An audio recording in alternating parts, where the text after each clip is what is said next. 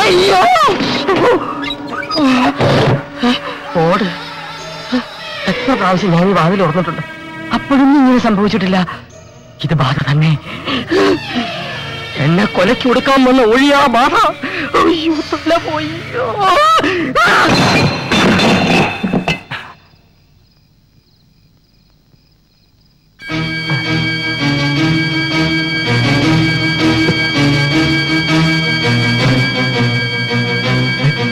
കൂടോത്ര ക്ഷുദ്രമല്ലാണോ?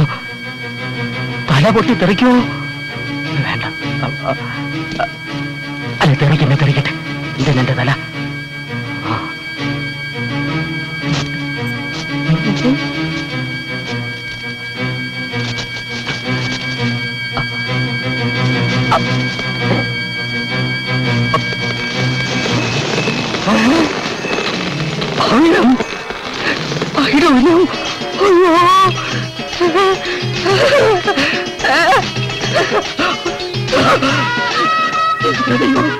ഞാനെന്താ കാണുന്നു?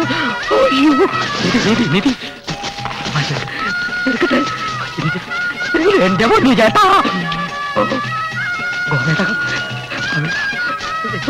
അളിക്കോ എല്ലാം ഉണ്ടല്ലോ. എനിക്ക് അറ്റാക്ക് വരും. അയ്യോ എന്റെ പൊട്ട ചേട്ടാ.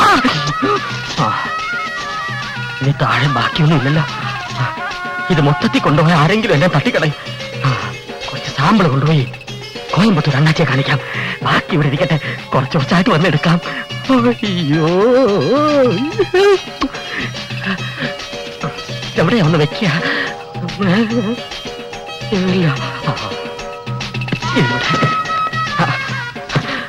ഇത് വേണ്ട. ഇവിടെ സേഫ്. ശരിയാവില്ല. അയ്യോ വേണ്ട വേണ്ട വേണ്ട. അയ്യോ ഇതിന്റെ ഇടയിലോട്ട് വെക്കാം. കള്ളമാരൊന്ന് പൊക്കിയെടുത്തോട്ട് പോകും. ചെയ്യില്ല. എവിടെയാ? മച്ചിന്റെ മേലെ വെക്കാം.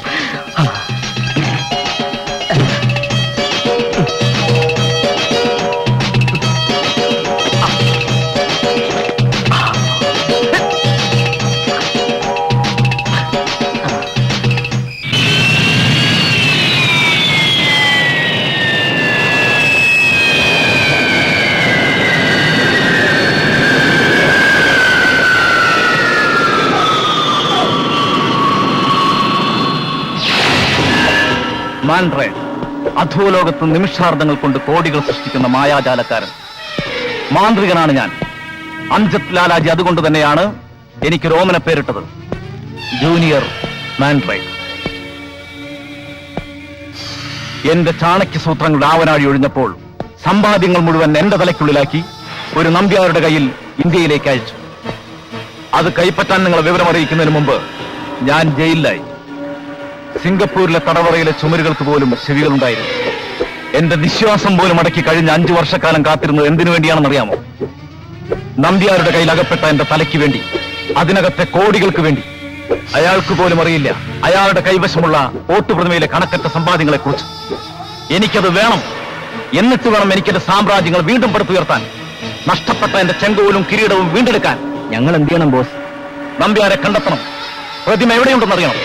ബാക്കി കാര്യങ്ങൾ ഞാൻ തീരുമാനിക്കും. പറയാലോ, ആ കുന്ത്രാന്റെ കയ്യിൽ നിന്ന് പോയ പിന്നെ മനസ്സിലൊരു സ്വസ്ഥതയുണ്ട്. കൈക്കൂലി കൊടുത്തിട്ടാണെങ്കിലും 2 കേസിൽ ഊരിയില്ലേ? ആ നമ്പ്യാരുടെ തലയിൽ ഇപ്പോ കാക്ക കൊത്തി പറിക്കുന്നുണ്ടാവും.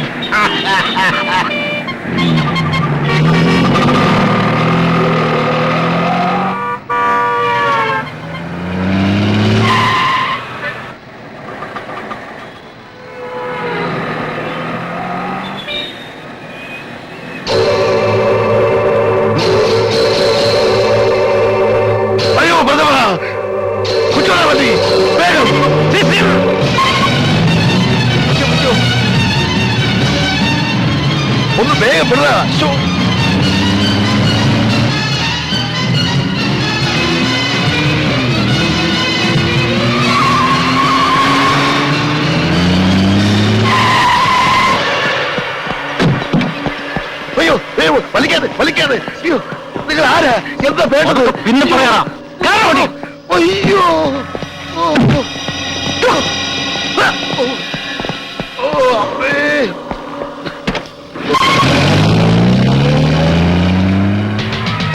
ഓ, കണ്ണു കാണാൻ മേലേ ഗുരുവായൂരപ്പ. അയ്യോ എന്നെ കൊല്ലല്ലേ കൊല്ലല്ലേ. നിങ്ങൾ ആരാ? ഭയപ്പെടണ്ട. എന്റെ ചോദ്യങ്ങൾക്ക് വ്യക്തമായ ഉത്തരം കിട്ടിയാൽ താങ്കളെ കൊണ്ടുവന്നതുപോലെ തിരിച്ചുവിട്ടേക്കാം. അതല്ല, മറ്റെന്തെങ്കിലും വളഞ്ഞ വഴി പ്രയോഗിച്ചാൽ യമലോകത്തേക്ക് അയക്കാനും ഞാൻ മടിക്കില്ല. അയ്യോ ഈ വെള്ളവ കുഞ്ഞുകുട്ടി പരാതിയിലക്കാരനാണ്. എന്ത് ചോദ്യം വേണമെങ്കിലും ചോദിച്ചോ, ഞാൻ കിളി കിളി പോലെ ഉത്തരം പറയാതെ. എന്നെ ഇതിനു മുമ്പ് നിങ്ങൾ കണ്ടിട്ടുണ്ടോ? മുഴുവനും കണ്ടിട്ടില്ല. ദേ ഇത്രയും ഭാഗം കണ്ടിട്ടുണ്ട്. എങ്ങനെ? പ്രതിമയുടെ രൂപത്തില്. നിങ്ങൾ ശരിക്കും ആരാ? പ്രേതമോ മനുഷ്യനോ? മാൻറേ, ജൂനിയർ മാൻറേ. ഇത്രയും കാലം പ്രതിമയുടെ രൂപത്തിൽ വന്ന് ഉപദ്രവിച്ച് പോരാഞ്ഞിട്ടാണോ ഇപ്പൊ മനുഷ്യ രൂപത്തിൽ വന്നിരിക്കുന്നത്? നിങ്ങൾക്ക് എന്താ വേണ്ടത്? എനിക്കെന്നെ വേണം. വില്യം ഗ്രാൻഡ് തീർത്ത എന്റെ ഒട്ടുപ്രതിമ വേണം. തരാൻ പ്രയാസമാണെന്ന് എനിക്കറിയാം. അതുകൊണ്ട് ഞാനൊരു വ്യവസ്ഥ വയ്ക്കാം. എനിക്കെന്നെ കിട്ടുമ്പോൾ നിങ്ങൾക്ക് ഞാൻ 5 ലക്ഷം രൂപ തരും. 5 ലക്ഷം രൂപയോ? ശരി, തർക്കിക്കുന്നില്ല. 10 തന്നേക്കാം. 10? ഞാൻ 15 ചോദിച്ചാലോ? അടിച്ച് നിന്റെ 32 പല്ലും കാണു കൊന്ന് കാലിൽ താഴ്ത്തും. സ്നേഹിക്കുന്നവർക്കും വിശ്വസിക്കുന്നവർക്കും ഞാൻ ദൈവമാണ്, മറിച്ചായാൽ പിശാചും. ആ പ്രതിമ തിരിച്ചു തന്നാൽ പറഞ്ഞ പണം എനിക്ക് തരുമെന്ന് ഉറപ്പാണോ? മാൻഡ്രേക്ക് ഒരിക്കലും പാഴ്വാക്ക് പറയാറില്ല. എങ്കിൽ 2 ദിവസത്തിനുള്ളിൽ നിങ്ങൾ പറയുന്ന സ്ഥലത്ത് ഞാനത് എത്തിച്ചു തരാം. എന്താ, സമ്മതമാണോ? ഓക്കെ, പക്ഷെ വാക്ക് മാറിയാൽ നിങ്ങൾക്ക് എന്ത് സംഭവിക്കുമെന്നറിയാമോ? ഈശ്വര, ഇത്രയും വിലയുള്ളൊരു സാധനമായിരുന്നോ ഓരോരുത്തരെന്ന് പറഞ്ഞ് നമ്മൾ ഒഴിവാക്കിയത്? 10 ലക്ഷം രൂപയെന്ന് കേട്ടപ്പോ പ്രതിമ നമ്പ്യാരുടെ പക്കലാണെന്നുള്ള വിവരം ഞാൻ മിണ്ടിയില്ല. നമ്മുടെ ഭാഗ്യത്തിലാണ് ഈ ഞാൻ അവരെ വഴി വെച്ച് കണ്ടത്. പാട്ടുപാടി സമ്മാനമായി കിട്ടിയ ആ സാധനം പ്രതിഭ വീട്ടിലേക്ക് തന്നെ ആയിരിക്കും കൊണ്ടുപോയിരിക്കുക, അത് ഉറപ്പാ. ആ സാധനം അവിടെ നിന്ന് എങ്ങനെയെങ്കിലും ഒഴിവാക്കാൻ വേണ്ടി നമ്പ്യാര് കാത്തിരിക്കായിരിക്കും. എന്നാലും ഇനി അതും ചോദിച്ചോണ്ട് അങ്ങോട്ട് ചെന്നാ നമ്പ്യാർക്ക് സംശയം തോന്നുമല്ലോ. നീ ഇപ്പൊ എന്താ ചെയ്യാ? അതിനൊക്കെ വഴിയുണ്ട്, നീ കണ്ടോ? പ്രതിമ വെക്കാനുണ്ടോ? പ്രതിമ വെക്കാനുണ്ടോ?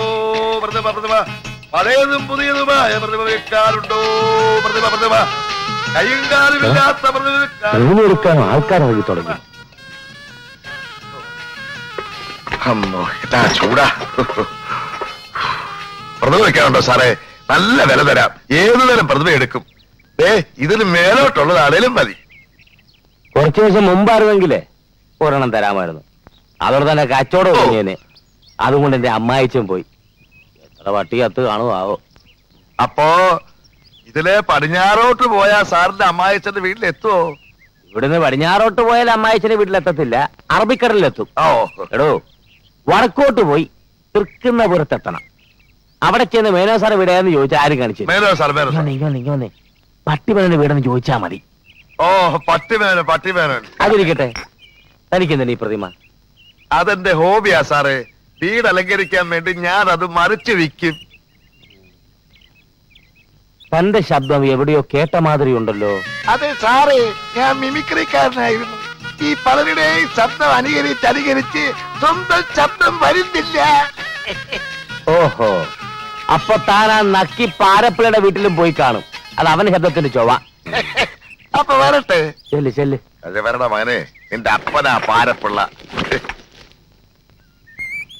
ആ പ്രതിമയൊന്ന് കളയാൻ വേണ്ടി ഈ ഇളവൻ വട്ടം കിടക്കി നടക്കുകയായിരുന്നു. അത് കയ്യിൽ നിന്നെടുത്ത് കളഞ്ഞപ്പോ ആവശ്യക്കാരൻ ചാക്കുമായിട്ട് വരുന്നു. ഭഗവാനെ ഭക്തവത്സല, എല്ലാം നിന്റെ മായ.